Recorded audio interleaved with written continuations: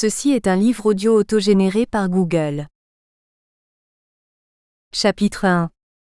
Une certaine problématisation de sémantique structurale. Sur mon exemplaire de sémantique structurale d'Alrirdas Julien Greimas, la première édition de 1966 évidemment, j'avais noté « Première lecture terminée le 9 mai 68 ». En plein mai 68. Par conséquent, sans doute dans l'un ou l'autre bistrot, avant de retourner à la rue Gay-Lussac sur les barricades ou dans un amphithéâtre révolutionnaire de la Sorbonne.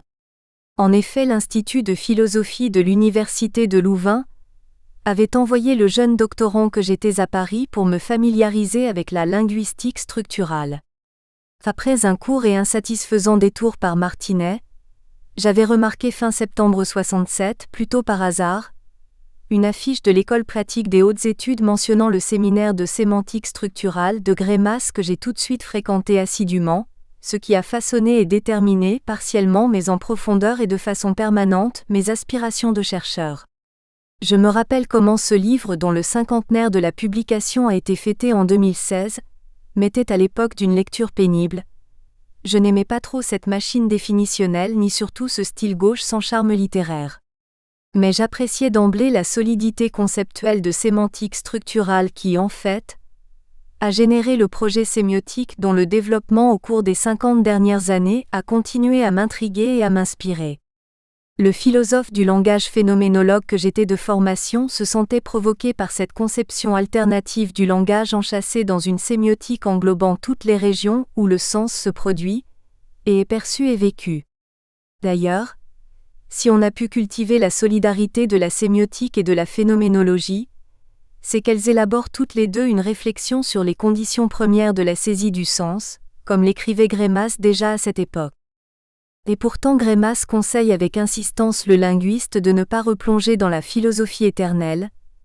Pour que le linguiste ne se transforme en mauvais philosophe, prévient-il dans l'introduction de Du sens, rédigée en 1970, 4 ans après Sémantique structurale. Reste que le défi de la philosophie est constant. C'est que le sémioticien, dans son effort de constitution d'une sémantique structurale, d'une sémiotique à vocation scientifique, doit nécessairement faire appel à une épistémologie, et inversement, la voie sémiotique, pense Greimas, doit porter jusque dans le concert épistémologique. Je cite un passage caractéristique de cette introduction de Du sens. C'est par une porte étroite que le sémioticien est obligé de conduire son enquête sur le sens. Il ne s'agit pas pour lui de fonder à la manière des philosophes la sémantique. Il faut, pour satisfaire aux besoins réels de la sémiotique, disposer d'un minimum de concepts épistémologiques explicités permettant au sémioticien d'apprécier, lorsqu'il est question de l'analyse des significations, l'adéquation des modèles qu'on lui propose ou qu'il se construit. Le sémioticien a besoin d'un contrôle épistémologique de sa méthode. C'est bien cette dernière phrase qui a mis en marche les analyses proposées dans le présent chapitre. Comment la méthode de sémantique structurale fait-elle appel à ce contrôle épistémologique ? Notons d'emblée qu'il s'agit bien de la méthode au singulier, de l'unique méthode capable de modeler une sémantique à vocation scientifique, comme le précise le sous-titre du livre, Sémantique structurale. Recherche de méthode. Mon questionnement sera double. Comment s'exerce le contrôle épistémologique sur la méthode, et plus généralement, que signifie épistémologie dans sémantique structurale ?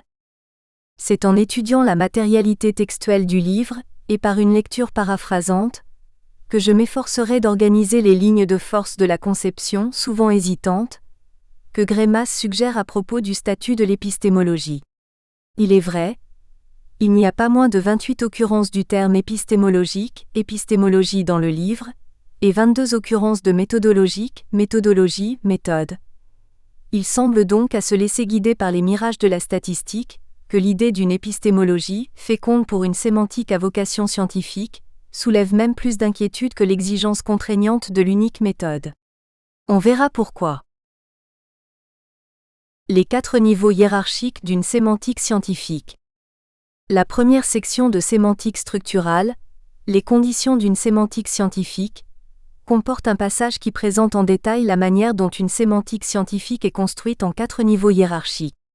Ces 3 pages offrent la meilleure introduction à la problématique que j'ai l'intention de développer. Je paraphrase cette modélisation que Greimas lui-même qualifie un peu sommairement de postulat Jelmsleben. Le premier niveau est évidemment la langue objet, le hypokémnon de n'importe quelle investigation à vocation scientifique. Le second niveau, le métalangage descriptif, translatif, décrivant, traduisant les significations contenues dans la langue objet, qui présuppose comme condition sine qua non l'existence d'un troisième niveau, le métalangage, le langage méthodologique ou méthodique qui définit les concepts du métalangage descriptif, translatif et vérifie la cohésion interne du système conceptuel du métalangage. Double fonction, par conséquent, de définition et de vérification. Je reviendrai en détail sur les tâches de cette double fonction. Greimas introduit immédiatement et comme une exigence incontournable un quatrième niveau, ou niveau quaternaire, qui transpose l'ensemble des stratégies de définition et de vérification de la méthode en un ensemble axiomatique déductif.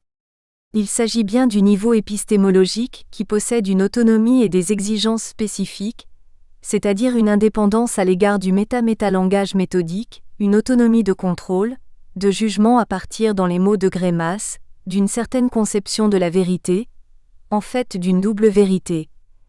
La vérité considérée en tant que cohérence interne et la vérité conçue comme une adéquation à la réalité. Je remarque en passant qu'on découvre dans ce contexte la seule occurrence dans sémantique structurale du terme ontologisant de vérité, notion à laquelle on ne parvient d'ailleurs pas à donner une crédibilité dans le cadre de la conception greimassienne d'une sémantique à vocation scientifique. La valeur des stratégies méthodologiques est ainsi déterminée par le contrôle épistémologique, niveau quaternaire du modèle, fonctionnement d'une évaluation épistémologique que l'introduction de du sens accentue encore davantage avec conviction. Cette exigence d'un contrôle épistémologique existe en sémantique scientifique tout comme dans n'importe quelle science, qu'elle soit naturelle ou humaine, mais Greimas insiste sur une caractéristique incontournable de la validité épistémologique d'une théorie, notamment la soumission de l'induction à la déduction. La structure conceptuelle d'une sémantique scientifique, c'est-à-dire structurale, obtient sa validité par l'implantation de cette praxis dans le modèle quaternaire gouverné par la domination hiérarchique d'une épistémologie. Greimas conclut que ces quatre niveaux sont irréductibles, qu'ils témoignent d'une exigence logique spécifique bien que complémentaire et qu'ils fonctionnent simultanément. On trouve éparpillés partout dans le texte de sémantique structurale des amendements et des clarifications concernant les niveaux de cette hiérarchie quaternaire. La détermination du métalangage descriptif pose le moins de problèmes, puisque son statut est égal à celui de n'importe quel métalangage scientifique. Toute description sémantique implique la construction d'un métalangage, et cette construction présuppose une certaine discipline, notamment la suppression du figuratif et du rhétorique dans l'élaboration des procédures de description.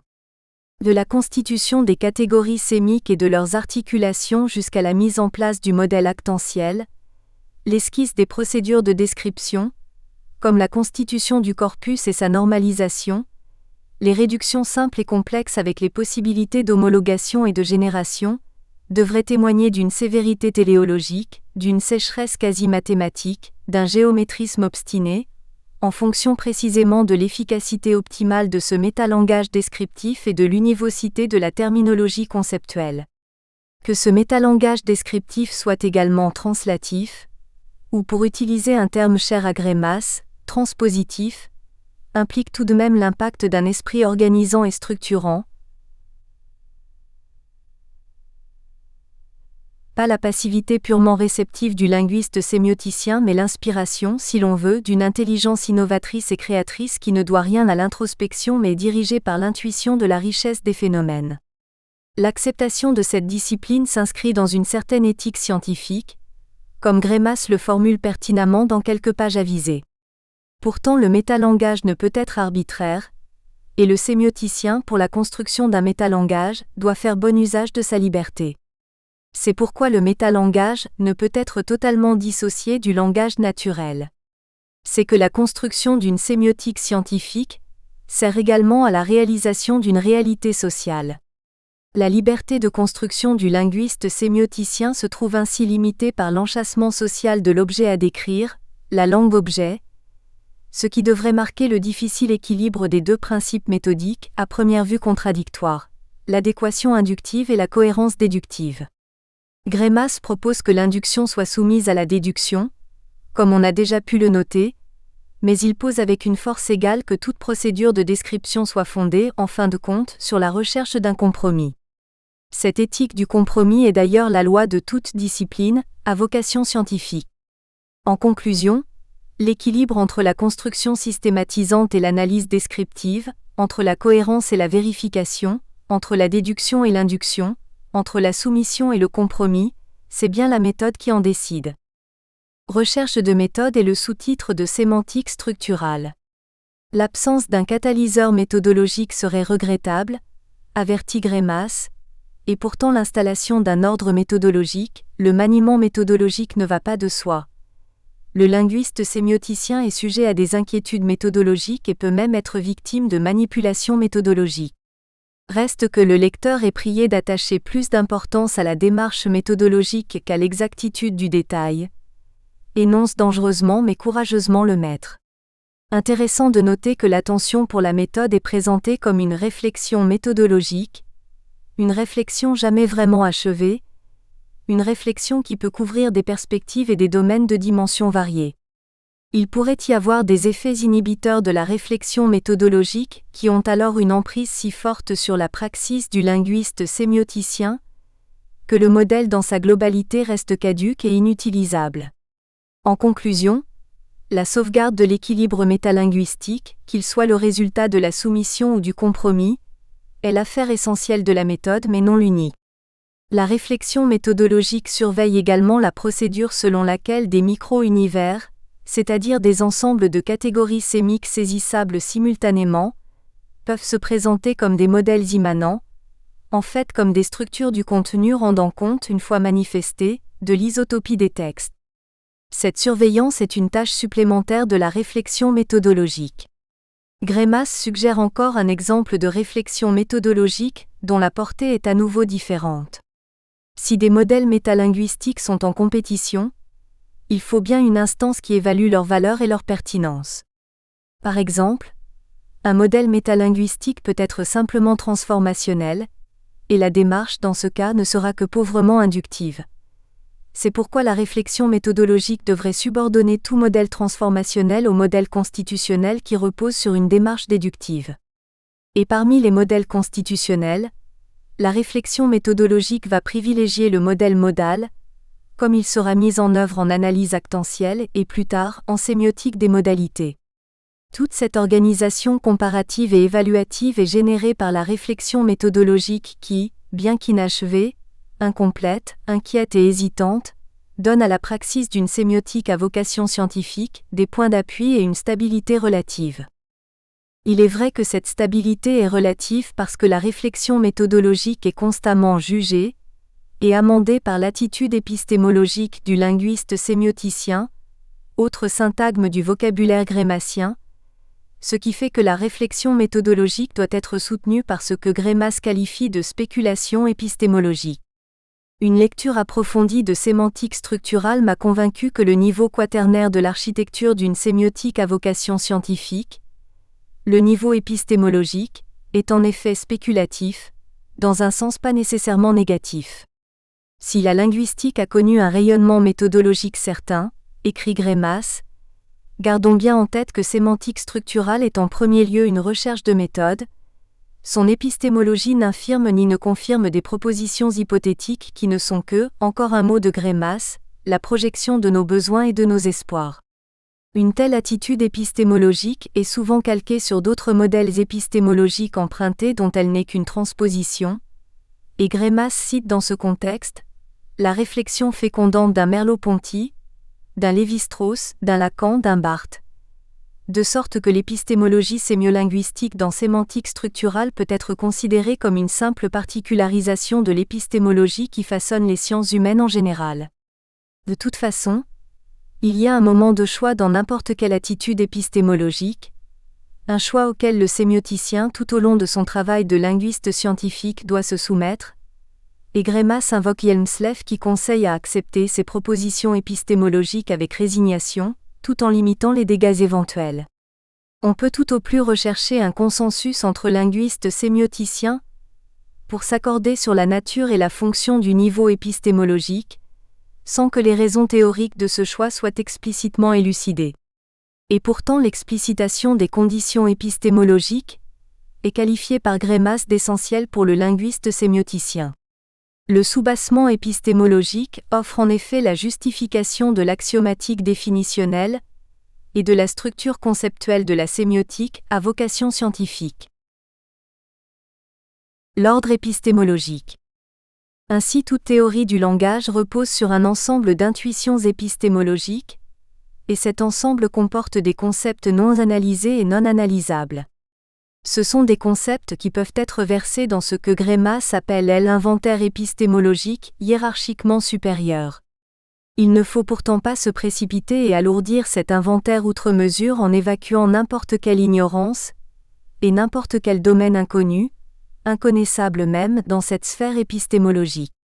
Il convient de rester conscient de l'abîme entre la méthode sémiolinguistique et son épistémologie, deux niveaux que l'on ferait mieux de ne pas confondre. On a déjà pu constater comment l'épistémologie contrôle l'équilibre entre analyse et construction, vérification et cohérence, soumission et compromis, la double orientation paradoxale des méthodes. Ce contrôle des méthodes n'est d'ailleurs qu'un aspect de l'impact de l'attitude épistémologique. L'autre tâche, complémentaire, consiste à sauvegarder la complétude de l'inventaire épistémologique des postulats non analysés.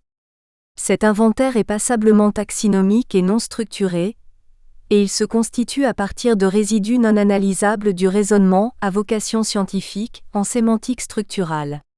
Il est intéressant de noter à ce propos que la pièce maîtresse de l'architecture du modèle structural, la mise en scène de Nous espérons que vous avez apprécié cet aperçu. Pour continuer à écouter ce livre audio sur Google Play Livres, utilisez le lien dans la description de la vidéo.